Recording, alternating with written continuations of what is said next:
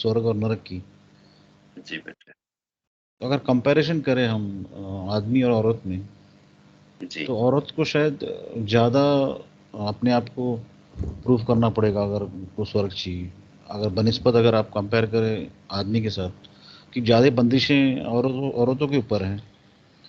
और उनको जैसे अभी आप कहते हैं कि वो ज़्यादातर घर पे रहे या अपने घर ही को संभाले, उसमें भी ज़्यादा रिस्पॉन्सिबिलिटीज उनके ऊपर आ जाती है, सारे रिलेशंस मेंटेन करना। एक आदमी तो अपने घर से बाहर जाके कमा रहा है, या वो कैसे भी थोड़ा सा उसको फ्रीडम है, बट एक औरत को वो थोड़ा टफ पड़ता है। तो मुझे ऐसा लग रहा है कि ऐसी जैसे मेरा ये फील है कि एक औरत को शायद ज़्यादा परीक्षाओं से गुजरना पड़ता है यहाँ पे रहते हुए, अगर उनको अगर स्वर्ग की तरफ भी जाना है तो ये ऐसा डिफरेंस क्यों है, मतलब दोनों में? कोई डिफरेंस नहीं है, औरत और मर्द के लिए किसी तरह का कोई डिफरेंस और ना ही किसी चीज तक रखा है। जैसे मान लो कि अगर एक व्रत औरत रखती है और वही व्रत अगर मर्द रखता है, तो दोनों लोगों को व्रत के रखने का जो फल और अजर और रिवार्ड मिलेगा वो इक्वल होएगा। अगर दोनों ने 10-10 रुपए दिए हैं तो उस पे जो रिवार्ड या फल मिलेगा वो ये नहीं होएगा कि ये मर्द के 10 रुपए हैं और ये लेडी के 10 रुपए हैं। वो दोनों को उनके दान के हिसाब से और उनकी इंटेंशन के हिसाब से, सर्कमस्टांसेस के हिसाब से उसी तरह से इक्वली ही रब ट्रीट करता है। लेडीज के लिए स्वर्ग तक पहुंचना ज्यादा आसान है बनिस्बत मर्द के, इसलिए कि मर्द जो है उसके सर पे कमाई की जिम्मेदारी है, बाहर निकलने की जिम्मेदारी है। ये हर वक्त गुनाह की दलदल में रहता है। बाहर निकलेगा तो दिहाड़ में ना चाहते हुए करोड़ों जगहों पे इसकी नजर गलत जगह पे पड़ेगी। वो अजाब, वो पाप इसके सर पे चढ़ जाएगा, वो गुनाह इसके सर पे चढ़ जाएगा। बिजनेस में दिन रात एक एक पल एक एक सेकंड पे झूठ बोलेगा, वो पाप इसके सर पे चढ़ जाएगा। कमाई के जराए में जितनी बददियानतियां करेगा, खयानतियां करेगा, दो नंबरियां करेगा, फ्रॉड करेगा, धोखे करेगा, चापलूसियां करेगा, मुनाफकतें करेगा, वो सारी की सारी मर्द के सर पे चढ़ जाएंगी। फिर जो उसकी लायबिलिटीज हैं, एक माँ को बैठे बैठाए घर में सारी सहूलतें प्रोवाइड करना, एक पत्नी को घर में बैठे बैठाए सारी चीजें प्रोवाइड करना, बेटी के सर के ऊपर शफकत का ताज बने रहना, बहनों का ख्याल करना, इन लाइबिलिटीज को निभाते हुए उससे हजारों गलतियां होंगी, मिस्टेक होंगी, वो उसमें फंसा रहेगा। तो मर्द का तो स्वर्ग तक जाने का जो कंसेप्ट है या जो तस्वर है, ये ज्यादा भयंकर है बनिस्बत औरत के। औरत के लिए तो स्वर्ग तक पहुंचना कोई मुश्किल काम ही नहीं है। सिर्फ इतना सा काम है कि घर में रहते हुए सास को सिर्फ एक बार मम्मा बोलना है और पति जब आए उसकी तरफ मुस्कुरा कर देखना है। बस मेरे नजदीक तो मेरा ख्याल है ऐसा कोई भारी काम नहीं है लेडी के ऊपर। और जो आप ये कह रहे हैं ना कि औरत के ऊपर बड़ी कंपल्शंस हैं या बड़ी कोई रेस्ट्रिक्शंस हैं या पाबंदियां हैं, ये पाबंदियां नहीं है, ये सहूलतें हैं, ये उसके राइट हैं, ये उसके हक हैं जो उसके रब ने उसको दिए हैं। घर में शान से रहना, ये उसकी शान है, ये उसकी अजमत है, ये उसकी इज्जत है। ये इटली वालों ने, स्वीडन वालों ने ये एक्सपीरियंस 15 साल तक लगातार अपनी लेडीज को इजाजत दे के कर करके देखे हैं। लेडीज को कहा कि तुम्हें हर तरह का राइट है, आप जो बनना चाहती हैं आप बने, आप जिस फील्ड में जाना चाहती हैं आप जाएं। आपको ना कोई घर में पाबंदी, ना कोई बाहर पाबंदी, ना किसी जगह पे कोई रुकावट। एंड पे आकर 15 सालों का जो उन्होंने रिजल्ट निकाला उसमें देखा कि जब भी एक मैट्रिक के बाद एक स्ट्रीम लाइन आती है, तो लेडीज ने वही होम इकोनॉमिक्स और जनाब घर से रिलेटेड चीजें, खानादारी से रिलेटेड चीजें और इस टाइप की स्ट्रीम लाइन पकड़ी होती थी। और मर्द जो है वो नोबेल इनाम लेने के चक्कर में होते थे, वो फिजिक्स और केमिस्ट्री और मैथ पढ़ने के सपने सोच रहे होते थे, जहाज उड़ाने के सपने सोच रहे होते थे। तो औरत को रब ने जिस तरीके से नाजुक बनाया है, वो अपनी नजाकत को मेंटेन रखते हुए जब उसे खुली आजादी मिली तो तब भी उसने नाजुकपन को ही अपनाया। तो 15 सालों के बाद उन्होंने ये ऑब्जर्व किया, ये देखा कि यार ज्यादातर लेडीज ने अपने घरों के अंदर रहने को प्रेफरेंस दी है, अपने घरों के अंदर की लाइबिलिटीज को पूरा करने की कोशिश की है, या ज्यादा लेडीज गई हैं अपने घरों को डेकोरेट कैसे करना है, अपने बच्चों के कपड़े सिलाई कैसे करने हैं, छोटे मोटे लेडीज के फैशन को कैसे मेंटेन करना है, वो इस तरह की स्ट्रीम लाइन में ज्यादा गई। अगर रब ने उसको इस तरह की स्ट्रीम पहले से ही बख्श दी है या दे दी है, तो हम आज अपनी अक्लों से सर्च करके या एक्सपेरिमेंट करके हम रब के असूलों को कभी भी नहीं चेंज कर सकते। रब हमारी नेचर को बेहतर जानता है, रब हमारी फितरत को बेहतर जानता है। तो रब ने अगर उसको मां बनाया है ना, तो फजूल में नहीं बनाया, और मां बना के उसको जिस तरह का माहौल रब बेहतर समझता है वही माहौल रब ने उसको प्रोवाइड करने की कोशिश करी है। और ये लिख लें ये चीज, जिस बच्चे से आप उसकी मां छीन के बाहर खड़ी कर देंगे ना, वो बच्चा कभी भी परफेक्ट इंसान नहीं बन सकता। जो उस बच्चे की परफेक्शन में फर्क रह जाएगा ना, वो मां बाहर की कमाई से वो परफेक्शन नहीं पूरी कर सकती, वो डेफिशिएंसी नहीं पूरी कर सकती। और ये फिलॉसफी हम मर्दों को और इंसानों को समझ ही नहीं आ रही है कि शायद ये सारे मर्दों को जो बाहर के काम मिल गए हैं ना, ये इन्होंने पता नहीं कोई एक्स्ट्रा फैसिलिटीज ले ली हैं और हमें शायद इन्होंने कोई किसी कैद खाने में डाल दिया है। ये कैद खाना घर को बनाने का जो तस्वर है या जो कंसेप्ट है, ये दोनों के ऊपर आता है। क्यों आता है? कि दोनों बगैरतों के आईजी हैं। अब वो कैसे बगैरतों की आईजी हैं? भाई लेडी जब घर में बैठी है तो उसको आपने वो जनाब 42 बाई 42 इंच की एलईडी लगा दी है, दुनिया जान के सारे चैनल उसको दे दिए, और दिन रात उसने घर में बैठ के ड्रामे देखने कि जनाब फलां औरत को फलां मर्द इस तरह से अट्रैक्ट कर रहा है, उसके साथ इस तरह के सेंटेंस बोल रहा है, ऐसे प्यार कर रहा है, ऐसे मोहब्बत कर रहा है, ऐसे कर रहा है। अब शोहर का तो एक ही नमूना होएगा ना, उसका पति तो एक ही तरीके से जिंदगी गुजारता होएगा ना। वो तो जब घर में आता होएगा, मुंह बनाया हुआ होएगा, दुखी होएगा, जनाब धूल मट्टी पड़ी होएगी, वो भावें उस ड्रामे आले नालों रेडी आले नालों ज्यादा कमाई करता होवे, लेकिन उस तरीके नाल वो बिहेव नहीं कर सकेगा। अब इसने 70 बिहेवियर दिमाग में जो बैठाए हुए होते हैं ड्रामों को देख देख के, उस पति को हर उस लेवल पे परखने की कोशिश करती है, और सारा दिन वो आंखों से जो वोयोरिज्म का, आंखों का जो वो पाप कर रही है ना, की वजह से उसकी जिंदगी के अपने सुकून से बरकतें उठ जाएंगी, और यही काम भाई साहब बाहर करके आएंगे। तो दोनों की जिंदगी में बेसुकूनी और बेबरकती की वजह से वो अपने घर के अंदर स्वर्ग का माहौल नहीं बना सकते। अगर जिस तरीके से रब चाहता है और रब कहता है कि शादी से पहले आपने जितने तीर मारने आप मार लो, जितनों से मिलना है मिल लो, जितनों को ढूंढना है ढूंढ लो, जितना जब फाइनल डिसीजन ले लें कि ये मेरी पत्नी होएगी, ये मेरी लाइफ पार्टनर होएगी, तो फिर उसके बाद से दुनिया की कोई हूर आपको उससे ज्यादा अच्छी ना लगे। और ऐसे ही मैडम साहबा को भी चाहिए कि जब वो अपना वो रांझा चूज कर ले, तो फिर उस रांझे से सोना उसे कोई और नहीं लगना चाहिए।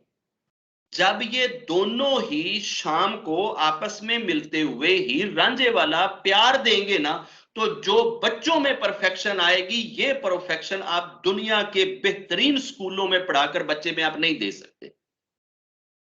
अमेरिका वालों ने बच्चों के ऊपर एक सर्च करी, 12,000 उन्होंने बच्चे लिए, और एक स्टेट में उन्होंने एक बहुत बड़ा फार्म हाउस बना के ना उसमें वो 12,000 बच्चे रख दिए।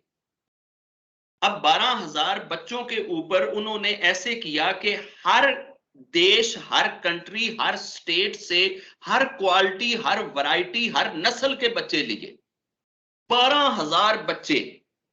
और किस एज के लिए? 17 से मेरे ख्याल 15 तक, इसके दरमियानी एज ब्रैकेट के उन्होंने 12,000 बच्चे इकट्ठे करे। अब 12,000 बच्चों पे जब उन्होंने सर्च करी और एंड पे आकर उन्होंने जो एक सर्टिफिकेट दिया बच्चों की नेचर पे, साइकी पे, बच्चों के ऊपर, तो उन्होंने जो रिजल्ट निकाला वो रिजल्ट क्या निकाला कि जी अमीरों के बच्चे हर टेस्ट में पास हो गए हैं और गरीबों के बच्चे हर टेस्ट में फेल हो गए। असल में जो नॉलेज होता है ना, जो इल्म होता है, जो विजडम, हिकमत या बुद्धि होती है ना, ये बुद्धि और बसीरत और हिकमत, ये भी एक रब की अता होती है, ये रब का एक गिफ्ट होता है। किसी इंफॉर्मेशन को सोचने का या उसका एनालिसिस करने का जो अंदाज होता है, ये भी तो आपके खोपड़ पे डिपेंड करता है ना। अब उन बेवकूफों ने, जिसमें सैकड़ों के हिसाब से न्यूरोलॉजिस्ट भी थे, साइकोलॉजिस्ट भी थे, सारे साइकोलॉजिस्ट जो 12,000 बच्चों के ऊपर थे और सारे न्यूरोलॉजिस्ट जो ऊपर थे, जो डॉक्टर्स ऊपर थे, इन सारों की इकट्ठी सर्च ये सामने आई कि जनाब जो हमने 3 सालों में, 3 साल उन्होंने उन बच्चों को रखा कि 3 सालों का जो हमारा रिजल्ट है वो रिजल्ट ये है कि जी अमीरों के बच्चे जो हैं उनका माइंड ज्यादा तेज है, वो सारे के सारे पास हो गए हैं, और गरीबों के जो बच्चे हैं वो सारे के सारे फेल हुए हैं। अब ये उन्होंने ना सर्च दी, और सर्च में उन्होंने ये कहा कि जी जो अमीरों के बच्चे थे उनका माइंड बड़ा था, ब्रेन बड़ा था, और गरीबों के जो बच्चे थे उनका ब्रेन छोटा था। जब ये सर्च आई तो दुनिया के अंदर एक कोहराम मच गया। उन्होंने कहा जी व्हाट नॉनसेंस, ये कौन सी पागलपन है कि जनाब इसका मतलब है सिर्फ अमीर ही सही है और अमीर ही सिर्फ सोचते हैं और गरीब जो हैं ये सारे पागल हैं या बेवकूफ हैं। तो इसके अगेंस्ट एक रिजेंटमेंट आई, लोगों ने एक भुंजाल खड़ा कर दिया, और न्यूरोलॉजिस्ट जितने थे, साइकोलॉजिस्ट जितने थे, जितने इन ह्यूमैनिटी से रिलेटेड चीजों को, बिहेवियर से स्टडी से रिलेटेड चीजों को जो डील करते थे, उन्होंने कहा जी नहीं, हमें इस पे मजीद सर्च करने दें, हम आपके सर्च को नहीं स्वीकार करते। जो बच्चे फेल हुए, उन्होंने उन फेल बच्चों का जब डाटा लिया कि जी ये बच्चे फेल हुए हैं, तो उसमें मेजॉरिटी वाकई गरीबों की थी।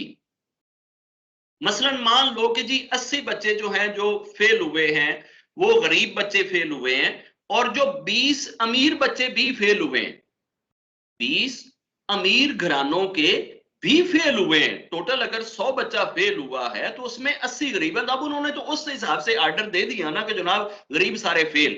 वो जो 20 अमीर फेल हुए हैं उनका नाम नहीं ले रहे, उनको वो काउंट नहीं कर रहे, उनको वो कह रहे हैं कि जनाब खैर है। और अगर पास हुए हैं तो 80 अगर अमीर बच्चे पास हुए हैं तो 20 गरीब भी तो पास हुए हैं ना। उन गरीबों का नाम नहीं आ रहा, इस बात सिर्फ ये नाम आ रहा है कि जी अमीर जो बच्चे हैं ना, या अमीर माता पिता के बेटे जो है ना, जिनके पास धन है, दौलत है, वो जनाब जो है ना वो हर तरह से टेस्ट पास कर जाते हैं। वो जो 20 गरीब पास हुए उनका नाम। बाद में कुछ ऐसे जो साइकोलॉजिस्ट थे, जो साइकेट्रिस्ट थे, उन्होंने इस पे दोबारा रिसर्च करी, वही डाटा उन्होंने पकड़ा उनसे जो उस एकेडमी ने दिया था।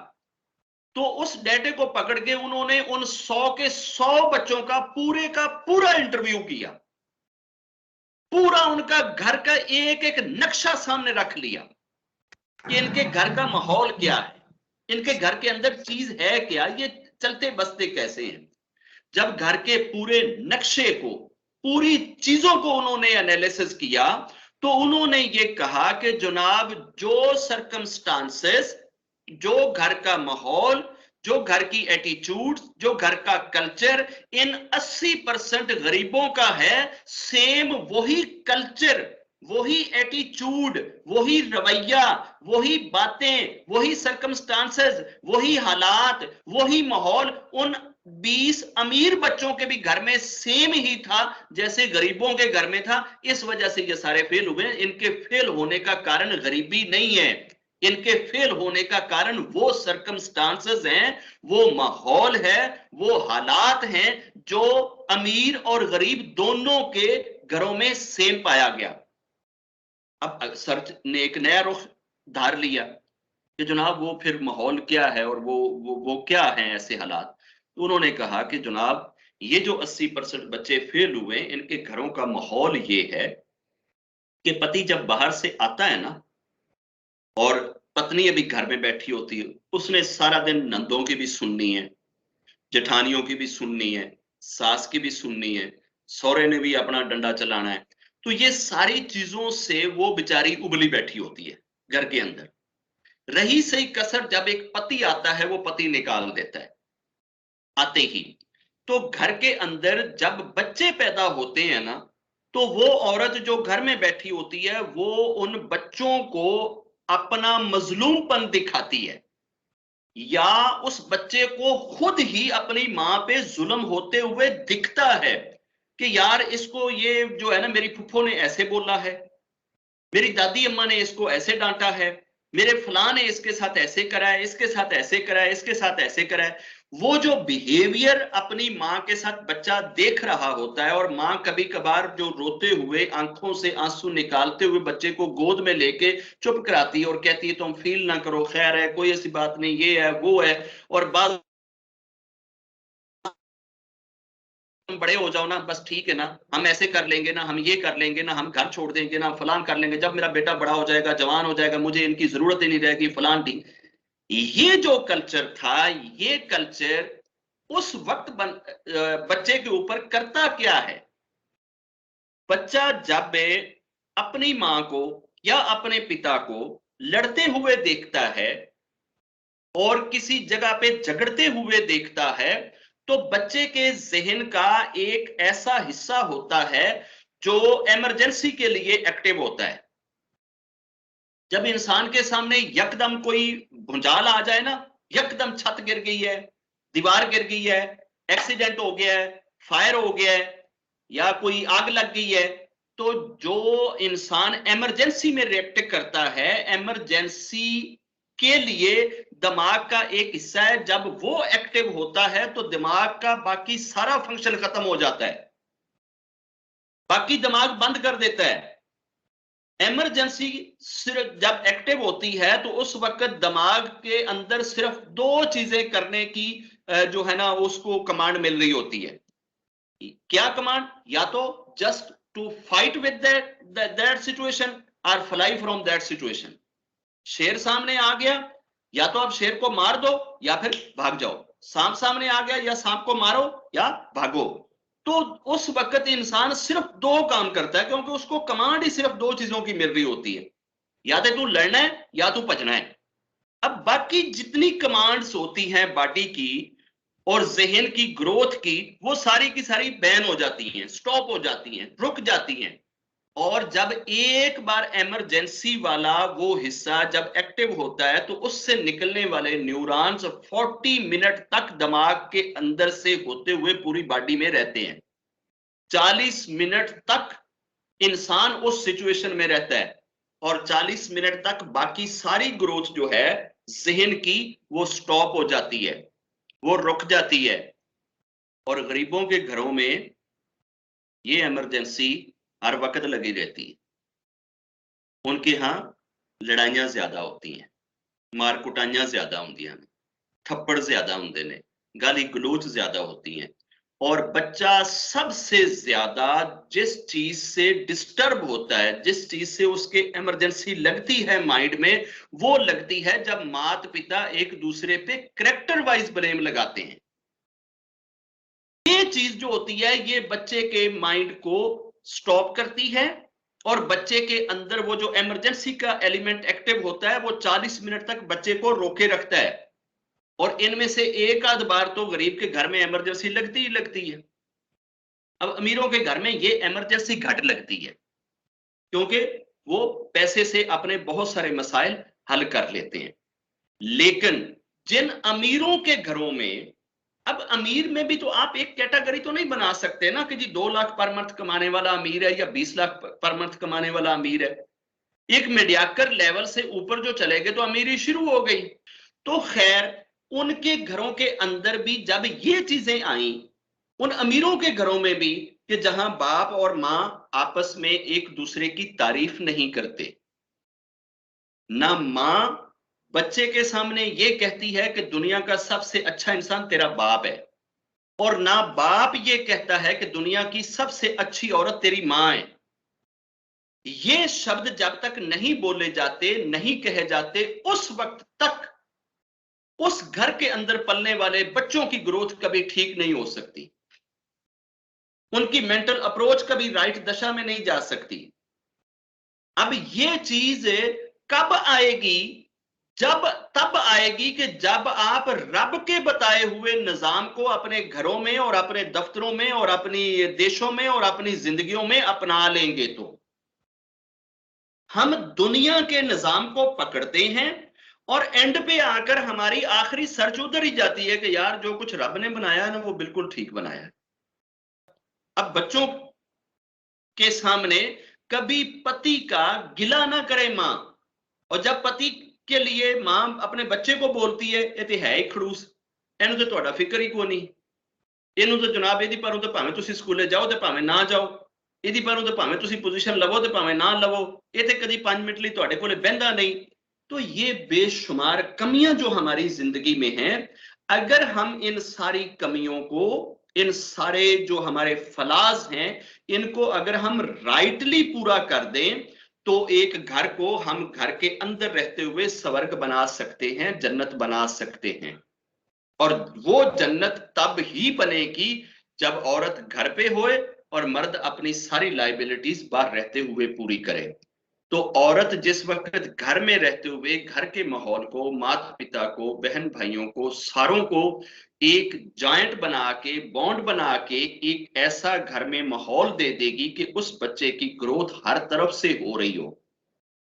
उस बच्चे के सामने बूढ़ा भी होना चाहिए, उस बच्चे के सामने जवान भी होना चाहिए, उस बच्चे के सामने मर्द भी होना चाहिए, औरत भी होनी चाहिए, हर तरह की वैरायटी उसके सामने हो, ताकि वो हर एज की सीख अपने जहन में उतारे। जब ये सारी चीजें हम उसको राइटली दे देंगे तो फिर बच्चा राइट डिसीजन लेने वाला बन के कल को सोसाइटी का एक मेंबर बनेगा।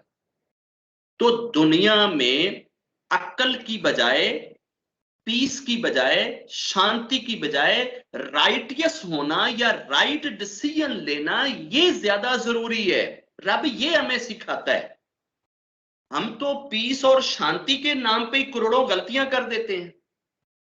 नाम क्या देते हैं जी? पीस के लिए मैंने ऐसे कर दिया था, शांति के लिए मैंने ऐसे कर दिया था।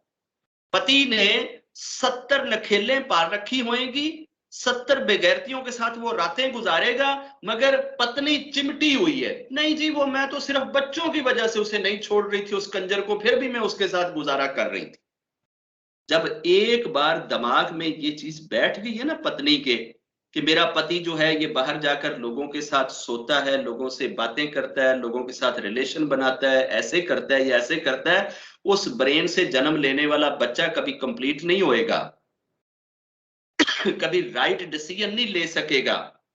ते साडे ते इत्थे घर घर दी ये कहानी है। ਤੇ ਫਿਰ ਐਂਡ ਤੇ ਆਤੇ ਅਸੀਂ ਜਿਹੋ ਜਿਹੇ ਬੱਚੇ ਪੈਦਾ ਕਰਨੇ ਆ, ਜਿਹੋ ਜੀ ਸੁਸਾਇਟੀ ਪੈਦਾ ਕਰਨੇ ਆ, ਫਿਰ ਉਸ ਦੇ ਰਿਜ਼ਲਟ ਦੇ ਉੱਤੇ ਅਸੀਂ ਚੀਕਾਂ ਮਾਰਨੇ ਆ, ਫਿਰ ਅਸੀਂ इशारे करने हैं कि जनाब हमारे बच्चों में तो ये फॉल्ट है, हमारे बच्चों में तो ये, हमारे पेरेंट में ये, हमारे बहनों में ये, हमारे भाइयों में ये, हमारी सोसाइटी में ये है। तो आवे का आवा ही बिगड़ा हुआ है ना, सारे का सारा बिगाड़ है ना, उसको सारे के सारे को ठीक करें। और सारे का सारा सिर्फ एक ही तरीके से ठीक हो सकता है। ना अमेरिका की सर्च, ना जापान की सर्च, ना यूरोप की सर्च। कायनात के अंदर इस इंसान के बनाने वाले का जो हुक्म है, जो आदेश है, जो रूल है, जो प्रिंसिपल है, जो तरीका है, वो फाइनल है, वो अटर्नल है। उसको अपनाए बगैर हम जिंदगियों को राइट तरीके से ना बना सकते हैं, ना ढाल सकते हैं।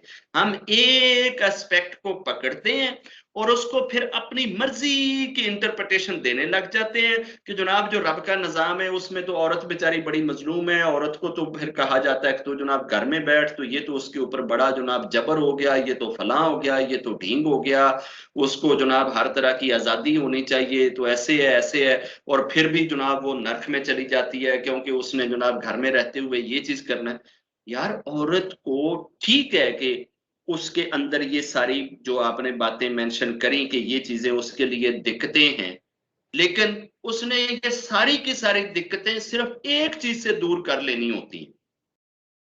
किस चीज से? उसके लिए उसको पैसे की जरूरत नहीं है, क्योंकि वो तो कमाती ही नहीं।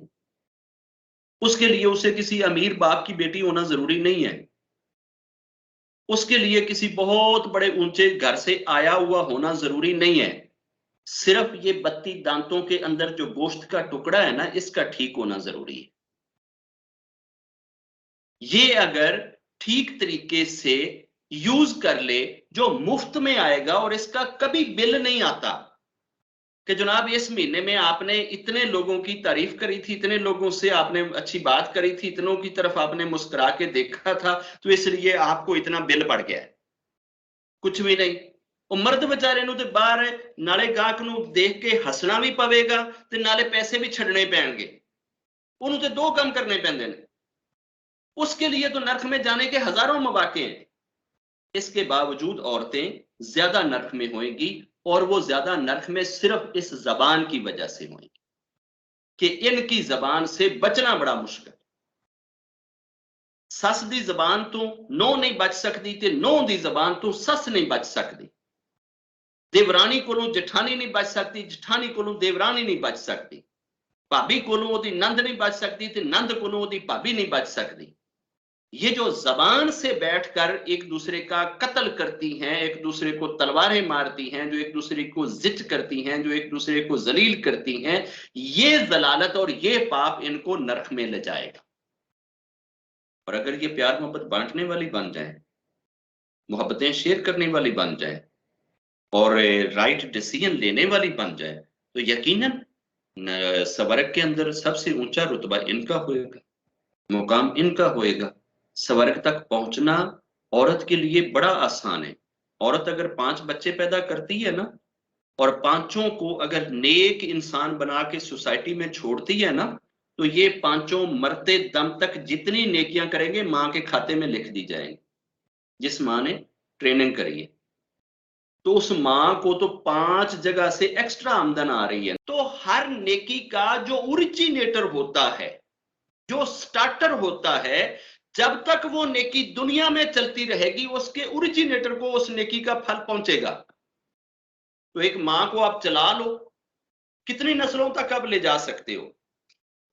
अगर एक मां बन जाए, और मां बन के वो जो हर पल उसका घर में रहना जो जरूरी है बच्चे की ट्रेनिंग और परवरिश के लिए, वो अगर बच्चे को दे दे और बच्चे को वो राइटियस बना दे, राइटियस मैन बना दे, तो वो राइटियस मैन का बच्चा आगे राइटियस मैन, फिर उसका बच्चा राइटियस मैन, फिर उसका बच्चा राइटियस मैन। ये अगर 40, 50, 60, 70, 200, 2000, 2500 पुश्तों की नेकियां अगर उसके खाते में चली गई, तो दसो ना, फिर भी मां अगर नरक से जाती है, तो मेरा ख्याल है ऐसा बड़ा अफसोस का मुकाम ही कोई नहीं।